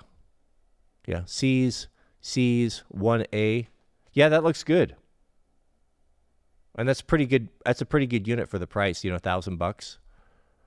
And it's not going to be so heavy. You have to be, the one that I really like, or the one that's really useful, I mean, it's big enough to actually power your house in an emergency for a short time. Let's not get too carried away. Is the Delta Pro, the big one, and that's got 240. That's a really nice unit. That's one of my favorites. I have that over there plugged into the shop right now. But the problem with that thing is I'm not going to call that mobile at all. I mean, you got to be a strong man, and you got to really man up to pick that thing up off the ground and put it in the back of your car. It's a beast. It weighs a lot. I don't know how much it weighs, but it weighs a lot. I'm like almost uncomfortable picking it up. I have been asking for help to do it, where this here is something that's going to be a lot more manageable. So if you're going to take this on the road and take it with you, I think that this is a good choice. It's a great choice. Yeah, of course the earth is flat. All thinking people know this. Water finds its level. I mean, come on. What is it? For every mile that you travel over the supposed ball Earth, the globe, you get the deviation. For example, airplanes fly level and flat. If you're going to circumnavigate the so-called round Earth, you're going to have to continually make adjustments to follow that curvature. If not, you're going to continue just to fly flat, a flat level plane like aircraft do, a flat level plane, and the further you go, the higher and higher you get as the Earth falls away. They don't make any adjustments for that. I mean, I'm not a scientist. I'm not a mathematician, but I also can see the natural world with my eyes, and as a carpenter and a guy that was in excavating, and I did surveying and used lasers for elevation and gradients and such, it's just not, it doesn't make any sense. It doesn't make any sense. And we'll all see, people think we're absolutely insane.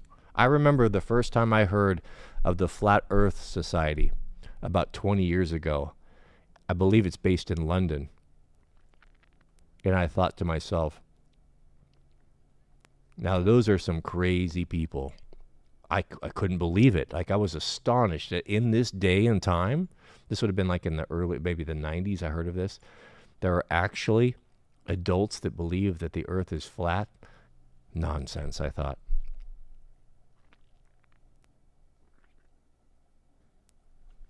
But now I believe it. We will see. We will be, people will make fun of us now, but that's just because we're not programmed robots. We don't just buy and just automatically gulp down all of the propaganda and all of the lies that we're taught. We're actually starting to ask questions to say, wait a minute, why do I believe what I believe? Oh, why? Because some high school teacher told me with no evidence and just said, well, gravity is this and the earth does this and then we're going to Mars and all this. And I start looking at it and, you get some life experience. Just like, how can you get around the heating and cooling of a spacecraft in 1969 with 2 car batteries out of a 1969 Chevy Impala? I mean, come on now. I can't, with lithium batteries, like the best lithium batteries that is on the market, I can't run air conditioning in my little van, changing the temperature from 90 to 75. I can't do that with my biggest EcoFlow unit for more than about 90 minutes. And you're going to tell me that they're cooling and heating a spacecraft with those extreme temperatures that they tell us. They never went through the Van Allen belt. They never left. They can't leave. We have been quarantined. No man is going to space. Not till God permits it. Yep. Don't give me this nonsense about gravity and how the plane automatically is pulled down around. That I don't buy it. No one. That's some nonsense. That's some cope of the worst kind. Where are the photos of the Earth?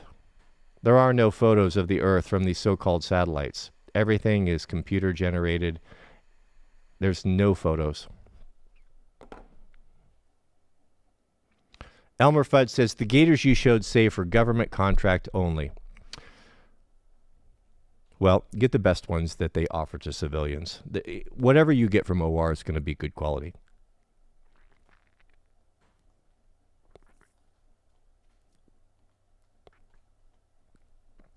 David says, East Coast man here. He's right. My Airstream can't run the AC super power draw, even with a soft start. I mean, that right there tells you all you need to know, let alone all the other problems. And then you're going to tell me that they took a car up there? They took a moon car up there, and then they drove around. Like, here's the thing. So when we go on dirt bike adventures north of here into the wilderness, and there's nothing up there. There's no roads. There's no one coming to save you. We understand one thing. Don't ride so far. Let's say you're going to go by yourself. I go up there and I do these solo rides. Don't ride so far that if you get into trouble and your bike breaks down or you crash, that you can't walk back. Because, you can clip along on trails and single tracks 15, 20 miles an hour. Let's say you ride for 2 hours and your average speed is 12 and a half miles an hour. Let's say you're 30 miles away from the closest road, which is easily, you can get 30 miles away from the closest road in 2 hours. How far can you get in 3 hours? So you have to think about that. You don't want to go so far that you can't get back. And you're going to tell me that they took a moon buggy up on a little moon car, and then the astronauts, and the only oxygen, the life-sustaining oxygen that they have is being carried on their backs, that they're going to go away from their life support system in a little vehicle so far that if and when this thing gets stuck or high-centered or broken down, that they would never be able to walk back with the oxygen they had on board on their backpack. Is that something that NASA's going to sign off on? The risk-averse government? Come now, gentlemen. Come now. I mean, I'm not even one of those guys, that makes it's his particular hobby horse to disprove the moon landing. I can look at just a few things and tell you, just from my personal experience with machinery and batteries and electrical systems, that's impossible. And that's impossible today. And they don't have the technology anymore, and they don't have the telemetry, and all of that was nonsense.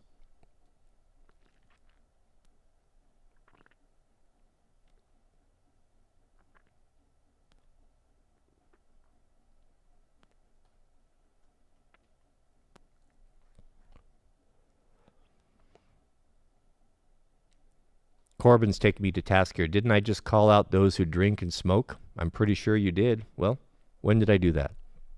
Have I not been talking about getting together with the war band, how we enjoy cigars? Is it the best thing that you could do? No, the best thing we should do is just be vegans, right? And there's probably a case to be made for that. Does that mean we should do that?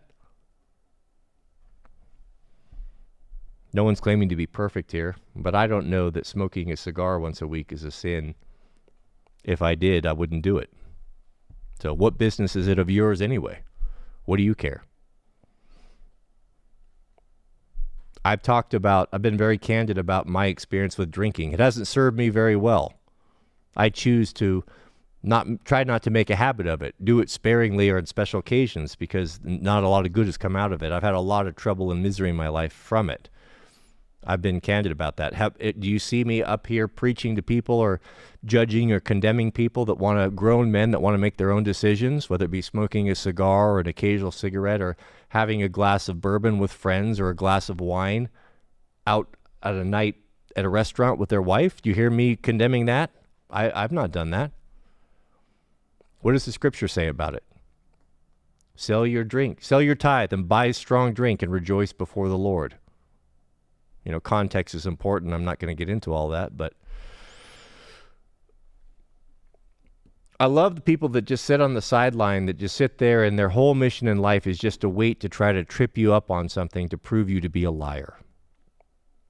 Do you think that I can be here making YouTube content after 15 years if I was lying about everything and inconsistent?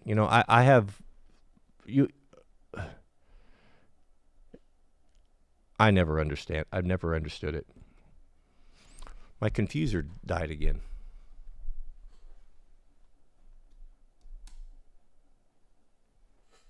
That's crazy. That's crazy. Yeah, that's the question, Elmer Fudd. What advantage would it be for the government? What advantage would it be to the government if the earth was round? It goes much deeper than that. It's not about, I don't think it's about the government. Well, it could be. There's one theory that Russia was kicking our behind in the early space race. There no doubt they can put things in the air, in lower Earth atmosphere, whatever it is. I don't claim to understand what all that stuff is, but they were giving the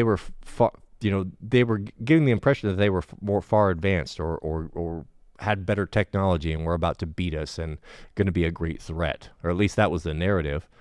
So the incentive would be to fake this and say, look how much superior we are, and we are not behind the Russians. That's one theory.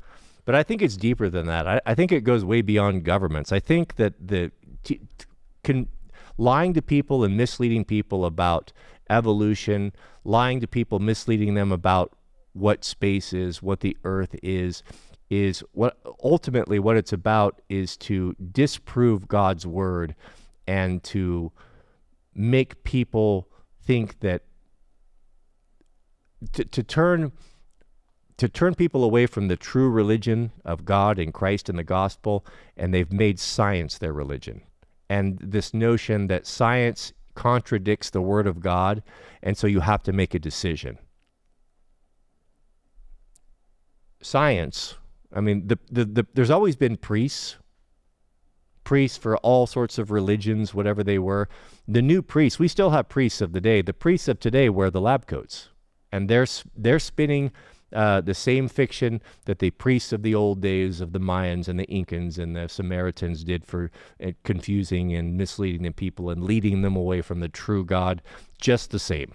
It just has a different name and a different costume.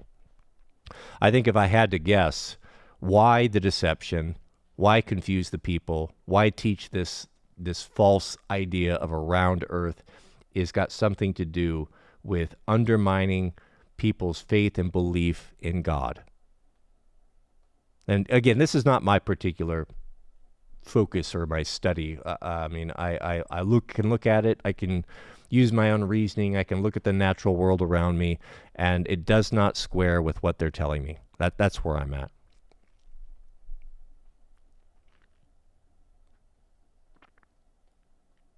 And money. Yeah. What is the budget? How much money has been siphoned into the NASA space program since the 60s? I mean, could you even count that high?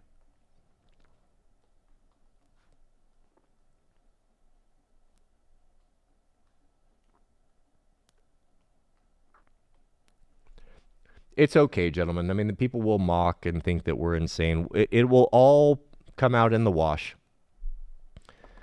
The truth is coming very quickly and very fast.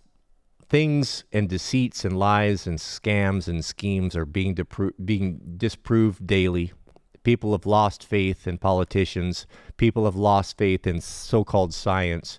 And the truth is coming out. God is revealing his world and the way things are. And if you are connected to the Spirit, we're going to be the first ones to start receiving these truths, and it may be our job to spread them. So I'm unwilling. I mean, if proof comes out tomorrow that the earth is flat and I can see it and it's beyond dispute, then I will be the first one to say, oh, well, I guess I was wrong about that. But the way I see things now, that's not the case. And I believe that all of this will be revealed, and probably in our lifetime.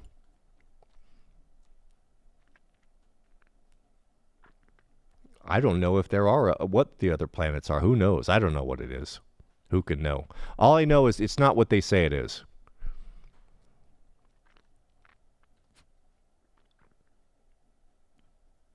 Does it change anything for us, though? Not really. Not really. All right, gentlemen, I have to go. I was going to knock it off at 5:30. I'm going to go in. That's it for me. Lord willing, tomorrow we'll be here. If you want to be involved and join the War Band, go hit that membership and you will get instant access. We will see you tomorrow morning. And we have actually it's a good time to become a member because we're just wrapping up. We'll probably wrap up tomorrow with our current study, and we're going to get into something deep. I already have it picked out. I touched on it this morning, but we're going to get into some good stuff, and you're not going to want to miss it. So if you're having trouble finding a church, you have questions, you want to learn, come and hang out with us. Try it for a month. It costs you $5. If you don't like it, don't renew it. Again, it's not about the money. It's a safety fence to keep people from bothering us, and we have a good group over there. And come and join us. It's not a huge investment to go find out for yourself. Ask the guys that have been involved in it. Ask the guys. You'll see everyone here that has an avatar next to their name or a small icon or emoji, I guess you'd call it, and a colored name are members of the War Band and have been with us for a long time. Ask them, and they'll tell you that we have a good thing going on over there. Truth Prepping, 7630 coming in with the $20 super chat. Thank you for that. That's very generous of you. Says, have you looked into nickel iron batteries? Very heavy, but will last a lifetime. We don't manufacture them here in the States, but I promise you, it's the way. I have heard of this a little bit. I don't know enough. I don't know anything about it to speak on it, but I've heard talk of this, that they last forever, but I don't know much about it. But I'll look into it. I'll look into it. That's really what's holding us back in a lot of ways is the next evolution of battery technology. Something that's lightweight, that can be charged instantaneous like a capacitor, and has long run times. That would completely change the world. So Yeah, I don't know about that. Mr. Jacob T coming in. Mrs. W said dinner will be ready in 30 minutes. All right. Well, I'll grab these last super chats, and then we will. I'll head in. Yeah, it's always been about the money. That's right. It's always been the way that it is. Steven Spry coming in with the super chat. Steven says, well, actually, that's pretty good. Well, actually, great to be with you all today. A good Padron 1960 Padron. Goodness. My public school education rears its ugly head on the daily. I know what a Padron is. A Padron, it's a type of cigar. I don't know what it is. I mean, I've heard the name. It sounds fancy. A good Padron 1964 and a meetup with friends, keeping my mind on the Almighty. Amen to that. Space is a earth ball. Who knows what's up there? Who knows? We will find out. We will find out. All things will be revealed. Oh, I missed a super chat? Goodness, I'm sorry, Colors. I'm going back. I'm going to go back and pick that up. I do apologize for that. Oh, it looks like I missed more than one. Well, we got to ranting about the flat earth, and look what happened. Oh, goodness, I missed a whole bunch of them. All right, let me back up here. Backing up, backing up. I stopped at the Gators, didn't I? Mark. Thank you, Mark. Mark's coming in with the super chat. How long can you wear an SCBA? An SCBA is a self-contained breathing apparatus. That's the air tank and the mask that you see on firefighters wearing. It depends on several things. If you're talking how long will the air last, they're not oxygen. I used to fill the bottles, so I've spent a lot of time in those. It depends on a lot of things. So when I was in Fire Academy, we used to run this drill and ask that very question. So what we would do is we would have the whole class pack up, and then we would lay down on the ground, and so we didn't exert ourselves. The more you exert yourself, the more you breathe. Same way with scuba or SCBA, and the more air you burn through. So you have to regulate your breathing, or you can burn through a bottle in 10 minutes.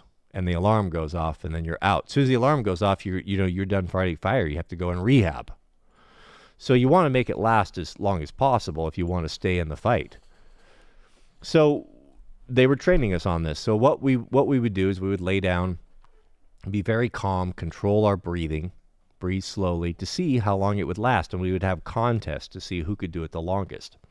And what we found was some guys, some body types are much more efficient with handling air than others.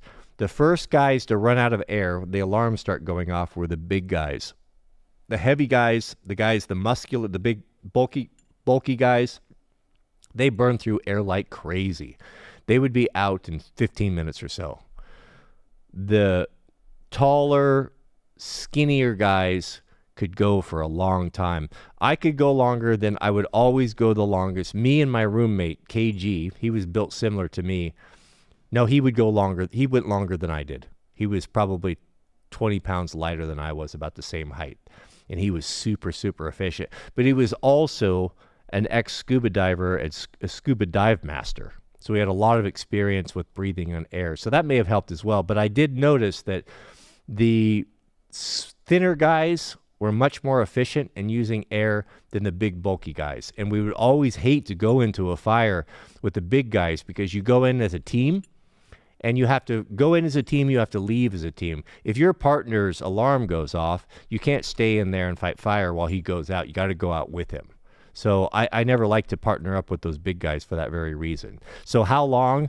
Well, it depends. If you're just laying there very calm, maybe a half hour. If you're in there rehabbing and you're working and you're exerting yourself and you're packing hose bundles upstairs, then, 12, 15 minutes, not very long. So it all depends on body type and your physical exertion. Colors, 101. We have a super chat. Hey, Cody, are we streaming? I'm assuming. My computer shut off. Hey, Cody, did you ever heard from the Instagrid 1 Max 3.6W 16 amp? I use them for remote lights on film sets. These are still being used for weddings. I have never seen anything else that strong. So this is a filmmaking light. I'm not familiar with that. Instagrid?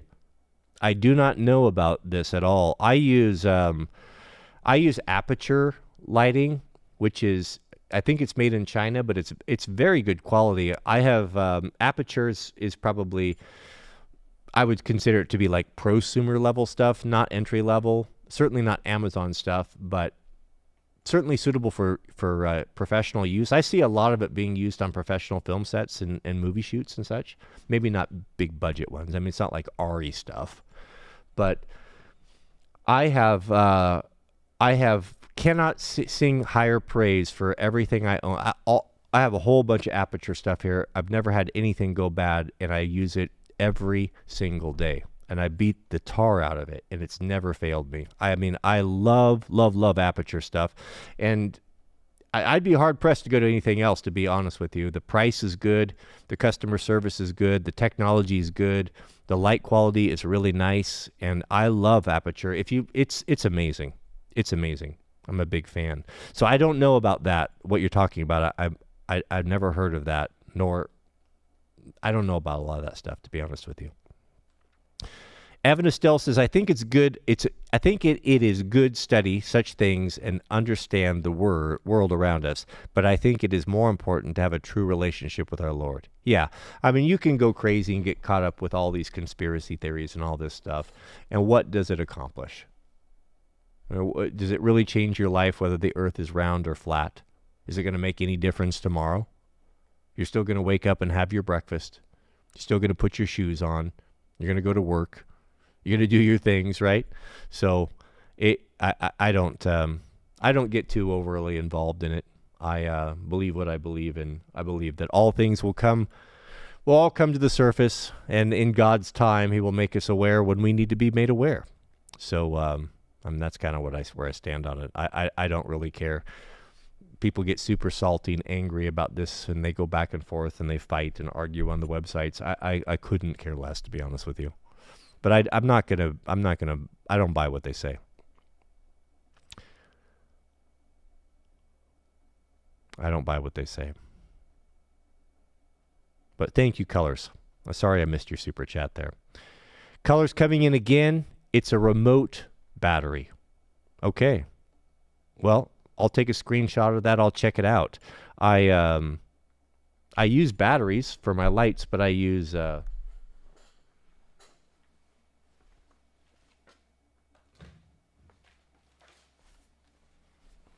these. Is it like one of these? Again, I'm not a filmmaker. I never went to film school.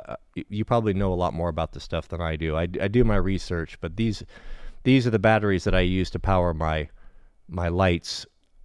Yeah, they're plugged in. Like right now, they're plugged in. But when I need to move around the shop, I don't like to deal with the cords and rolling over them. So these guys are like, what, $500 a piece, $600 a piece, and each light takes 2 of them. It's a huge investment in these things, but these are pro Hollywood studio movie quality batteries right here. And that's what I've found that with this stuff. In my career of making content, I've went through 3 stages of equipment. Started with the cheap stuff, and when these are the tools of your trade and you use them day in and day out, year after year after year, you find out pretty quickly that stuff is not up to snuff, and it will fail. And then the next time you buy your medium grade, your prosumer stuff, you get into like the Manfrotto category of stuff, and it's better and usable, but then you also find out that through the day-to-day, the rigorous use of beating it up and dragging it around and having it, because this stuff takes a beating. Film equipment, studio lighting, cameras, all this stuff, when you're using them on the daily, it takes a beating. No one puts the hurt on cameras and tripods and equipment more than I do, especially when I'm having it outside. And then you find that the middle grade stuff starts to fail. It's not tough enough. It doesn't last. It doesn't break. It's not reliable. And then you purchase a third time, and that's when you start buying pro level equipment. That's when I go to cinema cameras. That's when I go to professional tripods. That's when I go to professional lighting and Matthews grip and equipment. And you realize very quickly that there's a reason why it's 4 prices or 5 prices, because it's made to last and they go through the abuse that a film crew would put on it. Color says, as for lights, I use ARRI and aperture lights. I like the Nova 300C. Yeah, I don't have a Nova 300C. I'd like to have one. I'd like to have a couple of them. ARRI, I mean, I would. ARRI's cool, but that's so far. That is such high level equipment and so expensive and so specialized that I would not see myself using it. And to be honest with you, I mean, I've looked at it and I've considered it. Like for my primary lights, I've considered purchasing some ARRI equipment, the stuff that I use every single day. But with my limited understanding of what I see, Aperture seems to be more innovative, and ARRI seems to be kind of the old movie standard stuff. And they kind of, I don't know. That's a level. That's the elite highest level of lighting and studio equipment that is beyond anything that I've gotten into. Aperture has been sufficient for me. I'll tell you, if Aperture lighting equipment would have failed me, I like this Aperture, the 300D Mark II, I have 2 of them right here. These things have been on constantly, 100% power, 20% power, every single day for years and years and years, and nothing has ever failed. Not a switch, not a diffuser, not a cord, nothing. They always work, and I use them every single day. If I found after a couple of years that these were failing and not holding up, the next logical step, I would have absolutely purchased ARRI lights, but I see no reason to. I love Aperture stuff, and the price I think is fair. And the technology is super good, and I like it. Confirmed. Dinner's at 6:15. All right, we're running out of time here, gentlemen. Yes. Book says he wears those Japanese denim. He does wear the pants in the family. Now, Mrs. W and I are a partnership. Mrs. W and I are very equally yoked. It was the Almighty knew what he was doing when he put us together. We get along. We just get along so well. Mrs. W is the better of the 2 of us. Let's be honest, though. I married up. Her dad will tell you so, as much.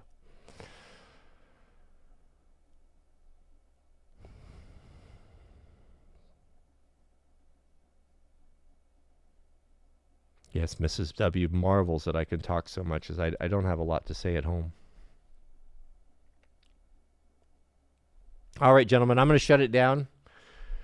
Go ahead and thank you for hanging out. Thank you for your generosity in the super chat. As I said at the beginning, I do apologize for the struggle stream here. You guys are my guinea pigs. I have got it in my mind that I can become a full-time streamer. And I want to do it. I enjoy doing it. And I love most of the content that I consume comes from streamers. I like doing it. I think it's the future. I think it's much more interactive than putting up a video. Videos and such seem kind of stale compared to live streaming, because I love the interaction back and forth, to be able to talk about things and share things and ideas. I find it exhilarating, and I really enjoy it. It's very fun, and I want to do it. So I'm going to just keep doing it until we get it perfected. Our computers don't shut off. Our stream doesn't shut off. I get everything sorted out. It's just going to get better. This is as bad as it is going to get. So I guess we'll start with that. It'll be better. I'll up the production, and I'll learn the craft and the trade, and who knows where it will go. But I think streaming is the future. I think it's enjoyable. And there's just so much we can do with it. When big events come up, it'll be nice that we can have a setup here where we can watch videos together, or big news events or different things, and comment on them and react on them. And I think it's great. I enjoy it. So I will just keep after it until we get it perfected. It'll be fun. Hang in. Hang in there. We'll get better. We'll get better. We're growing and growing and growing.